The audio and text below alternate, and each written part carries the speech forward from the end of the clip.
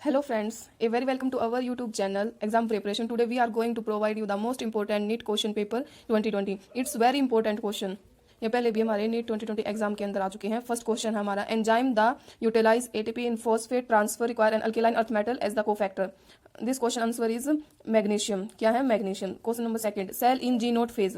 Cell in G naught phase. G naught phase का को हम क्यूसेंट स्टेज बोलते हैं और इसका दूसरा नाम है इनएक्टिव स्टेज. ठीक है, या तो क्वेश्चन पूछ ले क्यूसेंट स्टेज क्या, क्यूसेंट स्टेज कौन सी होती है, या पूछ ले इनएक्टिव स्टेज है. इसके ऑप्शन हमारे enter the cell cycle, suspend the cell cycle, terminate the cell cycle and exit the cell cycle. इसका आंसर हमारा सस्पेंड द सेल साइकिल. क्या है? Suspend the cell cycle. ये जो सेल साइकिल है मतलब जी नोट फेज कब आता है? Some cells in adult animal do not appear to exhibit division. कोई जो हमारी एनिमल के अंदर एग्जिबिट डिवीजन जिनकी नहीं हो पाती. एग्जाम्पल के लिए जो हमारी हार्ट सेल होती हैं, बहुत सारी ऐसी सेल्स है जिनकी डिवीजन हो जाती है. और क्यों जरूरत पड़ती है हमें सेल डिवीजन की? क्योंकि हमें जो रिप्लेस करना होता है सेल्स को जो मतलब हमारी खत्म हो चुके हैं, डेथ हो चुकी है, या इंजरी के टाइम पे जो सेल हमें रिप्लेस करनी होती है उसके लिए हमें सेल डिवीजन की जरूरत होती है. और जी नोट फेज ये वही फेज है. जी नोट फेज के अंदर जैसे हमारे कितने फेज होते हैं सेल डिवीजन के अंदर? 2 फेज होते हैं. फर्स्ट हमारा आ गया इंटरफेज. सेकंड कौन सी है हमारी? माइटोसिस वाली एम फेज, जिसको हम एम फेज भी बोलते हैं. ठीक है, इंटरफेज जो माइटोसिस है इसके अंदर हमारे 3 फेज आते हैं, G1, S, G2. ये 3 फेज है. इनके बाद ही हमारा कौन सी फेज आती है? ये हमारी यहाँ पे आ गई G1, यहाँ पे आ गई S, यहाँ पे आ गई G2 फेज. ठीक है, यहाँ पे कौन सी आ गई हमारी? वो जो इंटरफेज वाली है ये हमारे साथ माइटोफेज आ. इससे पहले यानी ये इनएक्टिव स्टेज पे चला जाएगा, इसको इसलिए हम जी नोट फेज बोलते हैं. क्वेश्चन नंबर थर्ड, फिलोम इन जी जिम्नोस्पर्म्स लेग्स. ये हमारा question page number 88 11th book में एनसीईआरटी के अंदर. फिलोम इन जिम्नोस्पर्म्स लेग्स. लेग मतलब कि जिम्नोस्पर्म के अंदर लेग्स की कमी हो जाती है. उसका ऑप्शन है हमारा क्या, किस चीज़ की कमी होती है? Sieve tube only, companion cell only, both sieve tube and companion cell, या albuminous cell and sieve cells. ठीक है, पहले हमें पता होना चाहिए भाई सीव ट्यूब क्या होती है, हमारी सीव सेल्स क्या होती हैं, कंपेनियन सेल्स क्या होती हैं. सीव सेल्स हमारी क्या, जो हमारा फिलोम होता है ना उसके अंदर एक एंजियोस्पर्म होता है, एक जिम्नोस्पर्म, यानी विदाउट सीड फ्लावर बन जाना. विदाउट सीड फ्लावर बन जाते हैं, उसको जिम्नोस्पर्म्स बोलते हैं. इसके अंदर हमें एक तो एल्ब्यूमिनस सेल मिलेगी, सेकंड हमारी कौन सी मिलेगी? सीव सेल मिलेगी. ठीक है, कंपेनियन सेल इसके अंदर नहीं होती है. तो इसके अंदर हमारी किस किस चीज़ की कमी मिलेगी? बोथ सीव ट्यूब की एंड कंपेनियन सेल्स की. अब सीव ट्यूब और कंपेनियन सेल्स होता क्या, मैं यहाँ पे दिखा देती हूँ. सीव ट्यूब तो ये हमारी लॉन्गिट्यूडनल ट्यूब होती है. ठीक है, जो किसके नज़दीक होती है? हमारी कंपेनियन सेल्स होती है ना, इनके नज़दीक मिलती है. ये हमारी कंपेनियन सेल्स है. ठीक है, यानी ये ऊपर वाली अलग, ये तो हमारी क्या है? कंपेनियन सेल्स होगी. ये कौन सी होगी? हमारी सीव ट्यूब होगी. ठीक है, सीव ट्यूब होगी, कंपेनियन सेल्स होगी. जो हमारी सीव ट्यूब है उसके अंदर न्यूक्लियस की कमी होती है. इसके अंदर क्या नहीं होता? न्यूक्लियस नहीं होता. इसके अंदर न्यूक्लियस होता है. ठीक है, लेकिन इसके जो वैक्यूल्स होते हैं वो लार्ज इसके अंदर क्या प्रेजेंट होता है? एक तो होता है हमारा साइटोप्लाज्म, सेकंड क्या होता है? Vacuoles. Vacuoles large vacuoles present होते हैं. सेकंड आ गई हमारी कंपेनियन सेल. कंपेनियन सेल क्या हेल्प करती है मेंटेन करने में हमारा जो प्रेशर ग्रेडियंट होता है सीव ट्यूब. ये जो सीव ट्यूब बिल्कुल क्लोजली रिलेटेड होती है इनके जो प्रेशर ग्रेडियंट होते हैं सीव ट्यूब में, उनको हेल्प करता है. ठीक है, अब नेक्स्ट क्वेश्चन करते हैं. नेक्स्ट क्वेश्चन हमारा विच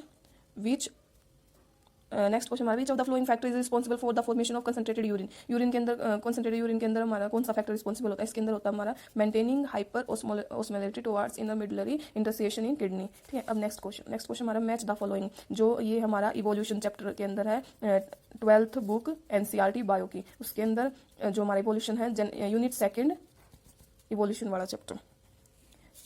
फर्स्ट हमारा होमो हिबिल्स. नीदर मतलब ये जो हमारे सारे एंसिस्टर्स हैं, पहले वाले एंसिस्टर्स हैं, ये सारे हमारे पूर्वज ह्यूमंस मैन के पहले वो मिले थे, उनके ये क्या पूछ रखे हैं? ब्रेन का साइज पूछ रहे हैं कितना कितना है. जो हमारे हेबिल्स हैं उनका साइज है 650 to 800. एंसिस्टर इवोल्यूशन किसे कहते हैं? जो हमारे मतलब चेंजिंग आती रहती है हमारे अंदर. बोलते हैं भाई हम मंकी के वो थे, मंकी की स्पीसीज भी हम इवोल्यूशन होके आ रहे हैं. तो इसके अंदर सबसे पहले बोला है हेबिलस का ब्रेन का कितना था? 650 to 800. सेकंड था हमारा नीदर एंथेलेसिस, जो लास्ट वाला इसके बाद हमारी प्रजाति आ चुकी थी, ये था 1300. इसके हैं 1400. हमारा फिलहाल भी ब्रेन का वेट कितना है? इतना ही है. थर्ड हमारा होमोसेपियंस का कितना था ब्रेन का? 1350. होमोसेपियंस हमको बोला जाता है. फोर्थ हमारा होमो इरेक्टस का कितना है? 900 cc. ठीक है, next question, which of the following genes of lack of brain with their respective products. जो हमारी देखो ये हमारे प्रोडक्ट बने हुए थे उसके अंदर 3 4 5 ये प्रोडक्ट. इसके अंदर हमारी लैक ऑफ ब्रेन था एक. उसके अंदर आई जीन अलग अलग जीन थे, Z A Y. ठीक है, ये सारे थे।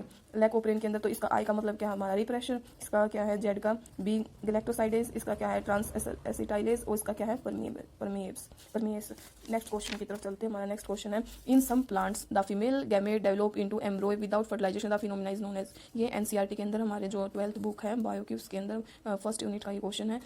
कुछ प्लांट्स जो फीमेल गैमेट डेवलप होता है एम्ब्रॉय के अंदर बिना फर्टिलाइजेशन के, उस फिनोमिना को हम क्या बोलते हैं, उस फिनोमिना को बोलते हैं पैरेथिनोजेनेसिस। क्या बोलते हैं? पार्थिनोजेनेसिस। नेक्स्ट क्वेश्चन, क्या हमारा मस्कुलर डिस्ट्रोफी इसका मतलब हमारी, इसका आंसर तो क्या हमारा मस्कुलर डिस्ट्रोफी है जो मसल्स के रिलेटेड है। ये प्रोग्रेसिव डिजनरेशन होती है skeletal muscle mostly due to genetic disorder है। क्या हमारी मसल्स डिस्ट्रोफी, यानी जो स्केलेटल मसल है उनके अंदर जेनेटिक डिसऑर्डर आ जाता है। ये 11th book NCERT page number 312 और यूनिट फिफ्थ यूनिट के अंदर है, लोकेशन एंड मूवमेंट वाला चैप्टर। इसके अंदर हमारा सेकंड पूछा क्या मिस्थेनिया ग्रेविस। मिस्थेनिया ग्रेविस होता है क्या है?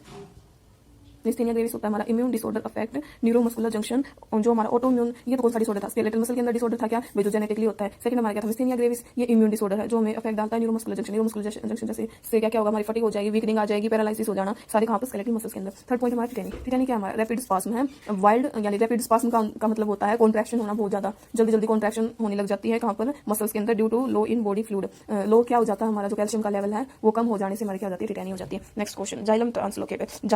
जाइलम हमारे कॉम्प्लेक्स टिश्यू के अंदर आता है। Complex tissue divided into 2 parts, xylem phloem. Xylem divided into 4 part, fibre, parenchyma, tracheids और वेसल्स। ठीक है, किस में डिवाइड है? फाइबर, पैरेन्काइमा, ये सारे। तो इसमें क्या क्या पूछा कि हमारा जो जाइलम है क्या क्या ट्रांसलोकेट करता है? ये करता है हमारा water, mineral salt, some organic nitrogen and hormones. ठीक है, ये पेज नंबर हमारा 87 पे है, यूनिट 2 एनसीईआरटी 11th चैप्टर 6। ठीक है, और 10th क्वेश्चन हमारा placentation in which ovules develop on the inner wall of ovary और in peripheral part is. Peripheral part कहाँ होता है हमारा? पेरिएटल के अंदर। नेक्स्ट क्वेश्चन हमारा which of the following glucose transporter is insulin dependent. Insulin कौन से डिपेंड करता है? ग्लूट। 4th पे which triggers activation protoxin to active toxin of bacillus thuringiensis. ये हमारी एनसीईआरटी की 12th बुक के अंदर इसका आंसर हमारा अल्केलाइन पीएच होता है गट का, और यूनिट कौन सी हमारी? बायोटेक वाली है।